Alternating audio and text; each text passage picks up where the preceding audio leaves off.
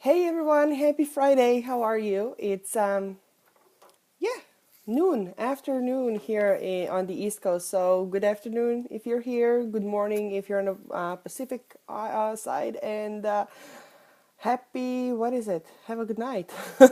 Across on the other side of the earth. I know a couple of you are from New Zealand, Australia, some of you even in Asia. So it's so exciting. It's such a privilege to have a community of amazing women from around the world.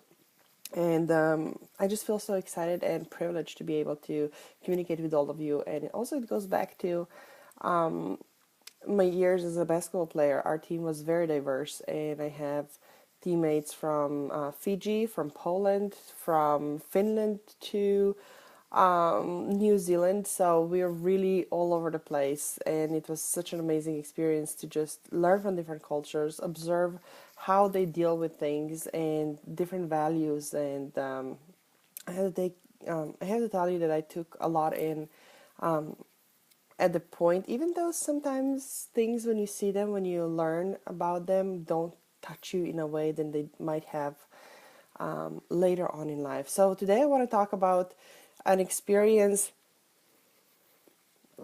that I've had, and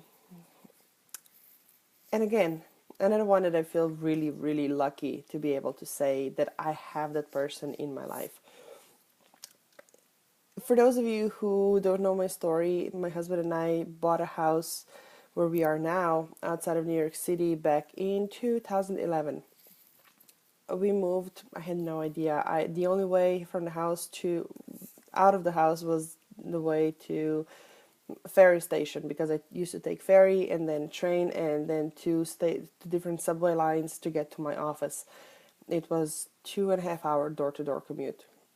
That was the only thing that I knew how to get to. I had no idea where stores were. I had no idea where any events were.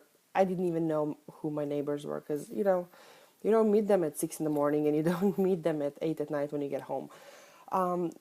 So when I lost that job was the same week we found out we were pregnant, and that's how I started my business. And it was an environment where I was thrown into. No connections, no friends, no one on my email list, zero, from literally zero. So I remember going out to different events. Hey, hello, how are you? Hi.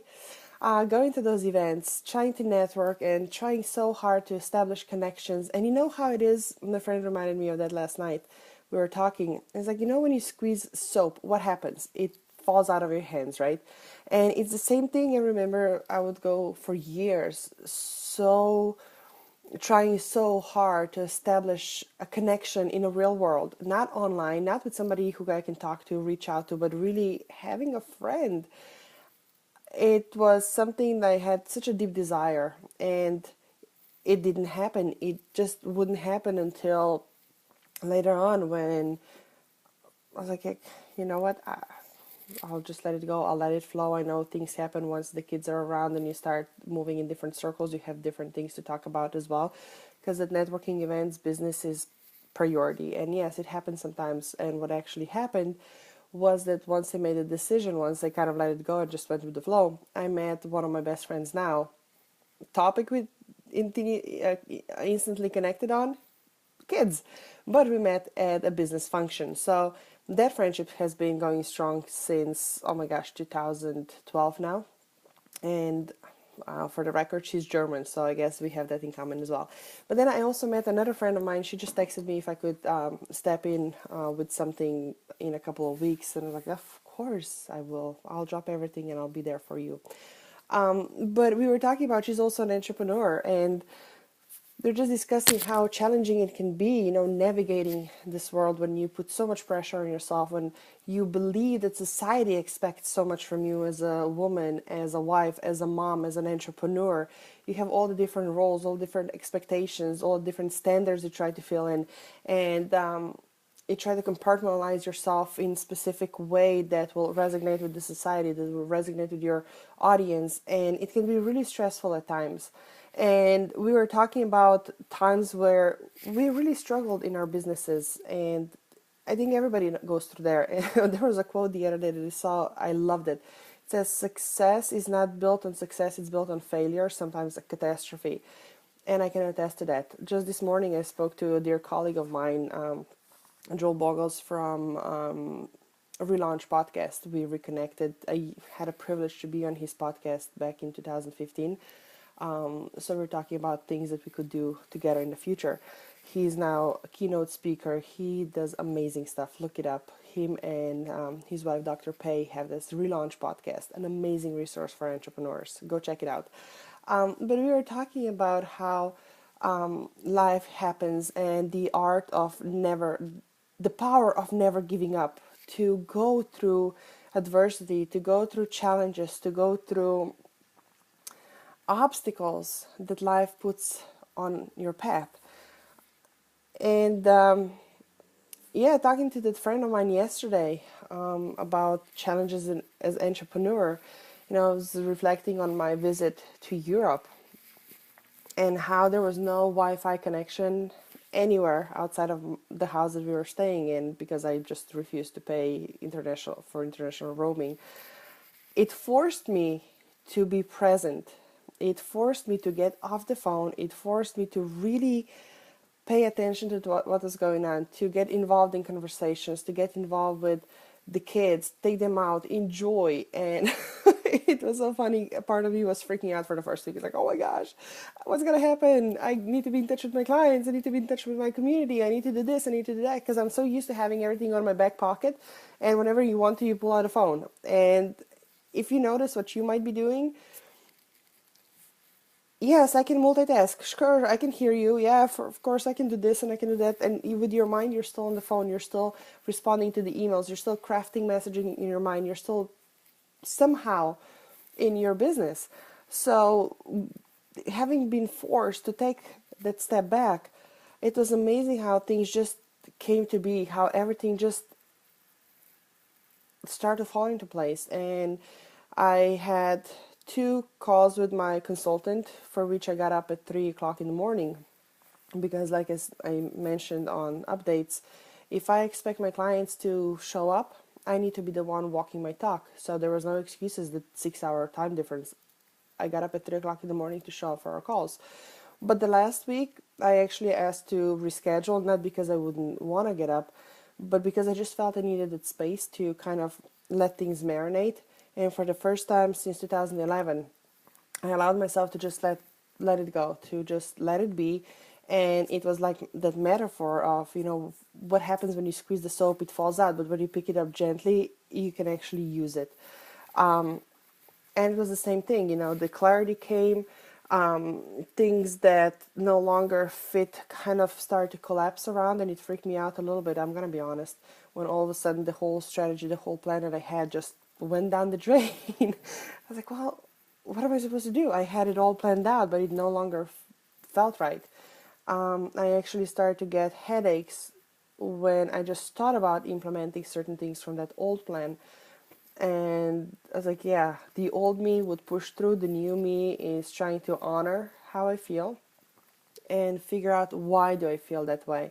And the answers really came in the form of, it's not fun enough, which was something that I've been trying to do more in my life as well, is to just have fun. I know, I know it sounds like a rocket science, but yeah, when you're for so long, when you're in a system of tight schedules and results driven and just trying to make it to the next week, into the next month, into the next year, and where you put all the eggs in one basket, where you rely on your business so much because you literally have nothing around it.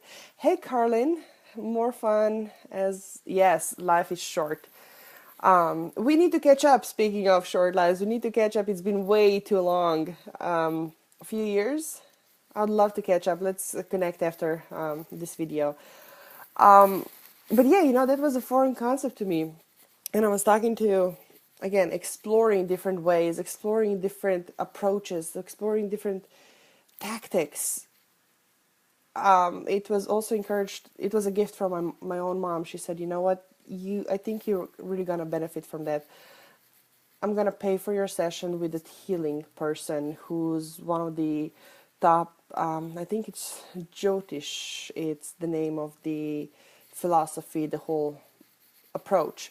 I was like, yeah, whatever. I have nothing to lose, but yeah, if you say so, sure, I'll make you happy. That was my approach.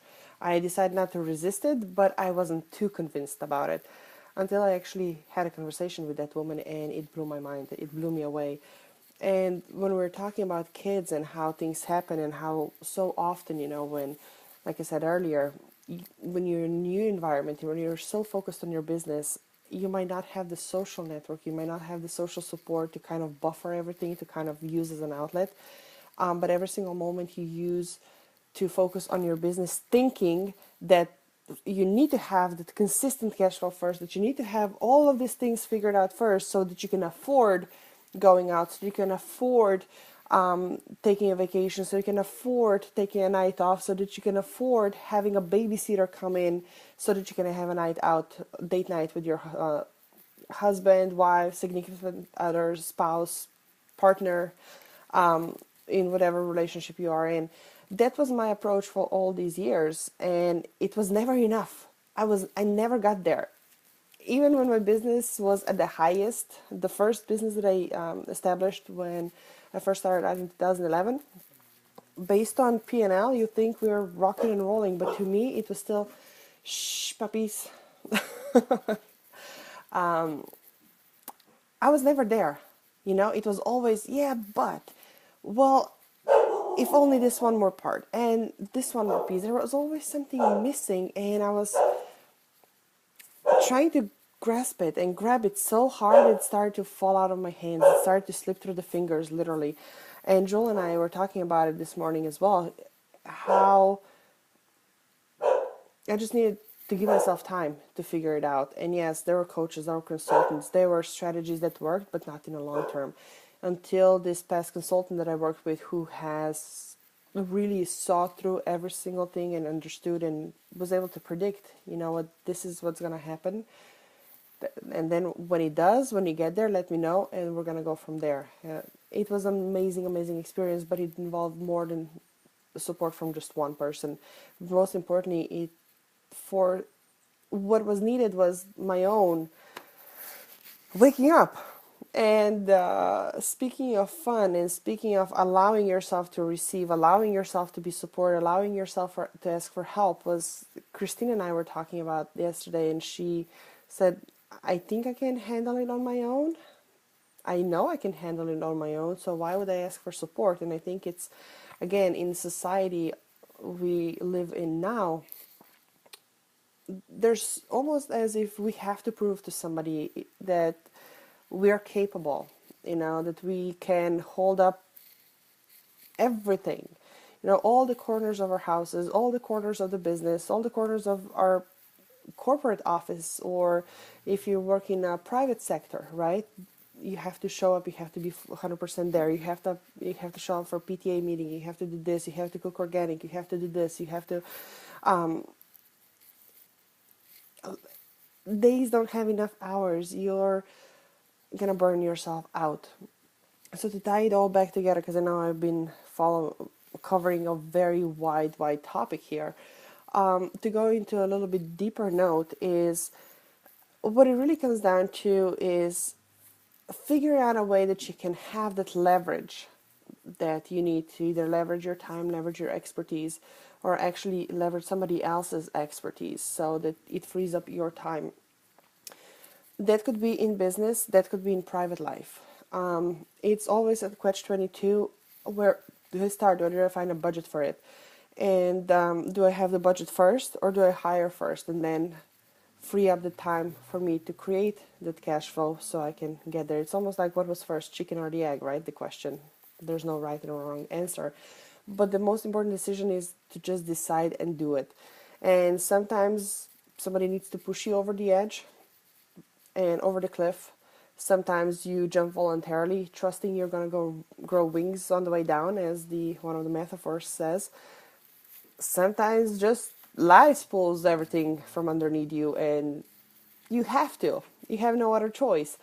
So yeah, it's very interesting when you take a step back and when you look at things from a wider perspective, and when you allow to be supported by different people with different experiences, different expertise, and when you hear that and you use the direction to help you navigate and things start to make sense in a different way.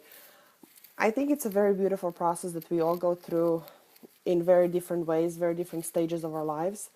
And it never gets old, it never ends. Because talking to my clients who are 6 and even 7-figure businesses, you'd be surprised how often we have those same conversations, talking about the same fears as with somebody who's just figuring out, should I invest the first $5,000 in my business, or should I, I don't know, to do what? It's the next 10,000. It's going to be the next $100,000 to grow your 7-figure business, multiple 7-figure business. There's always going to be resistance. There's always going to be fear. There's always going to be something that comes up. So yeah, that to me was really fascinating. How somebody who's just starting up is dealing with same questions as people whose businesses already are on a greater scale. And you think, sometimes like, oh, if I could only have the $10,000 day or $20,000 a month, then all of my questions, all my troubles would be solved, right? And then you talk to those entrepreneurs who are actually making that much money, and they are still worried about not making enough. They're still worried about, at that point it's like, okay, where do I invest? Do I keep money in the bank? Do I keep it at home in a sock? What happens if the market crashes? Am I gonna lose it? Do I invest it? It's different kind of questions, but again, it's basically the same issue that we all go with, just on a different level. So when it comes back down to the business, I mentioned earlier, to give yourself the time, to give yourself an ability to take that step back, to really hone on to what is that you have to do, how can you do it, what's going to feel the right way to do it. Yes, you need leverage, but then you also, at one point, you need to start scaling your business, which means that you're no longer responsible for that one thing and one thing and one thing and one thing, and that you're not stagnating at this level anymore, but you can take it up a notch, but not relying on only that one thing, but now you start building out different branches, you start revenue streams, so to speak, right? Just speaking of one. And at that point, I think where so many coaches and consultants, service providers, I haven't seen it that much, but coaches and consultants, what I'm seeing a lot is they really get caught up in, okay, what do I need to do in order to scale my business? And again, they're clinging so hard to what they know they can do that, again, starts slipping through their fingers, and they start losing the grip, because they have been taught specific things. Hello, Michaela, how are you? And they have been taught specific tactics. They have been taught specific approaches many times by somebody who has been there, who has done something for themselves and has worked for somebody who's wired the same way as they are. Usually that's 1% of people, but it doesn't work for the 99% of others. So what those entrepreneurs are doing, and I've been in the same boat, is you hop from one program to another strategy, to that guru, to the other guru, and you try to figure it all out. And before you know it, information overload, burnout, and you're not even near to where you feel you should be, where you want to be, where you thought you would be. So what you have to do is to really start peeling back things, eliminating things, decluttering things, and making a way through all the noise, through all the BS that you have been taught, and really go back to the basics and see and be honest with yourself what's going to work, and be honest with yourself that yes, what you taught 5 years ago might be different from what you taught today, based on the experience and based on your growth and evolution, and that is okay. Just because you said 5 years ago that you want to be a consultant and you got to here today and it's overwhelming you, you're working your ass off 70 hours a week to barely make it, with all the expenses and everything else, you're not seeing your family. Somebody asks you to take vacation, like, oh my gosh, my business is going to fall apart if I step away for a week. I can't even do that. That's not life. That is not life, but that's the model that you have been taught. So there are different ways that you can do to scale that business in a way that feels right, that feels fulfilling. And it doesn't have to be what the 99% of people is pushing towards, you know. Let's say you can still have one-on-one work, or you can be lecturing, or you can speak, or you can write and use content to be your driving source of income. There's so many different ways you're doing. There's no right or wrong sequence to things, because there's no right or wrong way of how you operate and what your clients are looking for. Because let's face it, when you are honest with what fires you up, what kind of support your clients need, you might be targeting clients who really need to open themselves up, yet you expect them to do it in front of hundreds of strangers, because that's your business model that you have been taught to do, right? Might not work that way, and then you're wondering why no one's buying my services, right? Or you might be forced to, okay, I'm gonna use the word lightly, let's say highly encouraged to consider writing programs and programs and writing and writing and writing, but you just want to have that deep connection, in-person connection with your client when you can really dive deep. To your right, I've decided to just focus one-on-one right now. That feels important. Yes. You know, you have to listen and you have to understand what drives you, what works for you. And there are different ways that you can scale. You can scale one-on-one based service business just as much as you can scale the ones where you have fully automated funnels and you don't even get to talk to your clients, right? So again, be specific and be ruthless in pursuing that path, in looking for answers. Don't stop until you get the answers. Don't stop until you figure it out. But then again, when I say that, don't stop to figure it out. You're going to figure it out along the way. You're going to go, you are going to go left when you when you should have gone right, and you're going to get back on the course. You're going to go on a highway where you should have taken a back road. Life is going to teach you that. When you surround yourself with those who have been there, who have done it, they're able to course correct. They're able to, accelerate the process, but they cannot take that path for you. They cannot do it for you. You still have to do it on your own. And even with that, you might still crash, you might still face plant, you might still, like you said, try to grip it too hard and everything just, like a soap, it falls out of your hands, and then you're going to spend a lot of time trying to pick it up again. And that happens. Don't stop and don't get scared of failing. You're not a failure. You're only a failure if you refuse to pick yourself up and try again. So I know this has been a very, talking about 20 minutes now or so, or even longer. I don't have the timer here. So thank you for sharing this time with me, and thank you for allowing me to share this message with you.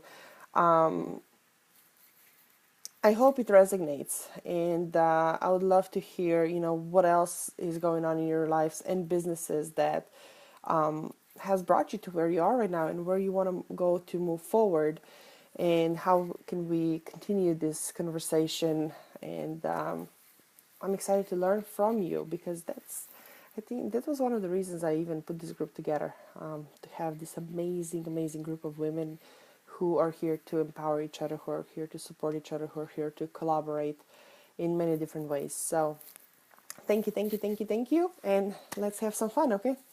Take care, everyone. I'll talk to you later. Bye.